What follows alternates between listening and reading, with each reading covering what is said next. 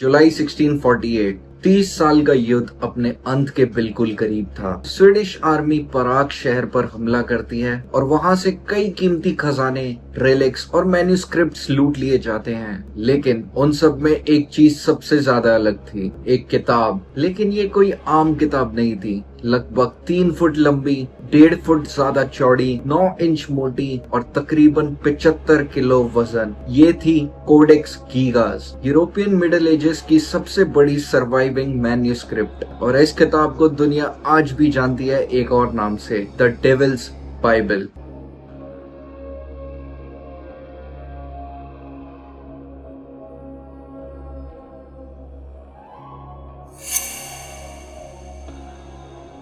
Codex Gigas, Latin में इसका मतलब होता है द जाइंट बुक। आज ये स्वीडन के नेशनल लाइब्रेरी में रखी हुई है, जहां इसे स्पेशल कंट्रोल्ड एनवायरनमेंट में प्रिजर्व किया जाता है। लेकिन इसका असली सफर शुरू होता है 13th सेंचुरी में। हिस्टोरियंस के मुताबिक ये मैन्युस्क्रिप्ट 1204 से 1230 के बीच में बनाई गई थी बोहेमिया के किंगडम में, जो आज के चेक रिपब्लिक का हिस्सा है। मिडिवल मैन्युस्क्रिप्ट्स को एक्यूरेटली डेट करना काफी मुश्किल होता है। जैसे प्रोफेसर ह्यू होटिन कहते हैं, ये काम हैंडराइटिंग, एनालिसिस और अवेलेबल नोट्स पर डिपेंड करता है। कोडेक्स गीगास के अंदर एक ऐसा ही नोट मिला है जो बताता है इसका पहला ओनर था बेनेडिक्टिन मॉनेस्ट्री ऑफ पोलाजेस।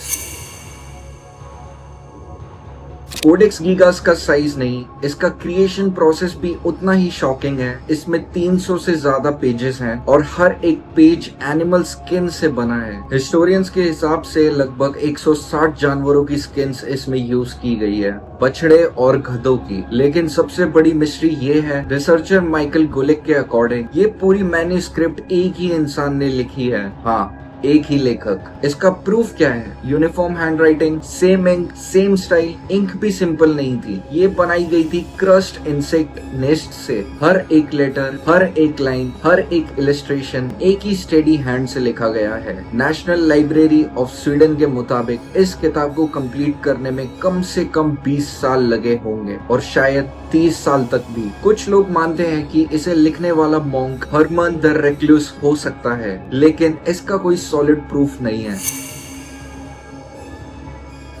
कोडेक्स गीगास सिर्फ एक रिलीजियस किताब नहीं है, ये एक तरह की पोर्टेबल लाइब्रेरी है। इसमें पुराने और नए टेस्टामेंट दोनों शामिल हैं, जो लैटिन मैन्युस्क्रिप्ट्स में कॉमन बात है। लेकिन जो इसे यूनिक बनाता है वो है इसका कंटेंट। इसके कंटेंट में शामिल है फ्लेवियस जोसेफस के works, Antiquities of Jewish and the Jewish War, Isidore of Seville etymology, एक medieval encyclopedia, Constantine the African के medical texts, calendars, exorcism formulas, magic spells और क्रॉनिका बोमरम, बोहेमिया की हिस्ट्री। एक ही किताब में रिलीजन, हिस्ट्री, मेडिसिन, साइंस और magic. इसीलिए कई स्कॉलर्स ये मानते हैं कि कोडेक्स गीगास का पर्पस था एक ऐसी किताब बनाना जो ह्यूमन नॉलेज का कंप्लीट कलेक्शन हो। लेकिन जो चीज इस किताब को सबसे ज्यादा फेमस बनाती है वो है इसका एक इलस्ट्रेशन। किताब के बीच में एक पूरा पेज है, पेज नंबर 290, जहां एक फुल लेंथ फिगर बना है जो दिखने में एक डेविल लगता है। ये मिडिवल एरा का सबसे बड़ा नोन पोर्ट्रे है सेटन का। इसके ऑपोजिट पेज पर बनी है एक हेवनली सिटी, यानी स्वर्ग का प्रतीक। एक तरफ पैराडाइज और दूसरी तरफ एक हॉर्न क्राउचिंग फिगर। कुछ स्कॉलर्स कहते हैं कि ये एक प्लेसमेंट इंटेंशनल था, एक सिंबॉलिक रिमाइंडर, सैल्वेशन या डोमिनेशन, इंसान की चॉइस। इंटरेस्टिंग बात यह है कि बाइबल में डेविल इतना पावरफुल या डोमिनेंट कैरेक्टर नहीं है। पास्टर रॉबिन नेटलहॉर्स्ट कहते हैं, डेविल पहली बार बुक ऑफ जॉब में आता है और वहाँ भी वो एक एंजल की तरह प्रेजेंट होता है। पुराने टेस्टामेंट में वो सिर्फ कुछ ही बार मेंशन होता है। जो हॉर्न टेरिफाइंग डेविल का इमेज है वो एक्चुअली लेटर स्टोरी टेलिंग और कल्चरल एवोल्यूशन का रिजल्ट है। कोडेक्स गीगास के साथ एक फेमस कहानी भी जुड़ी हुई है। कहा जाता है कि एक मॉन्क ने अपने वॉव्स तोड़ दिए और उसे सजा दी गई जिंदा दीवार में चुनवाने की। अपनी जान बचाने के लिए उसने एक वादा किया कि वो एक ऐसी किताब लिखेगा जो मॉनेस्ट्री को हमेशा के लिए ग्लोरीफाई करेगी, और वो भी एक ही रात में। जब रात करीब आ गई, और काम अधूरा था, तब उसने शैतान को बुला लिया और बदले में पेज नंबर 290 पर उसने डेविल का पोर्ट्रेट बना दिया। लेकिन हिस्टोरियंस इस स्टोरी को सिर्फ मिथ मानते हैं, इसका कोई फैक्चुअल एविडेंस नहीं है।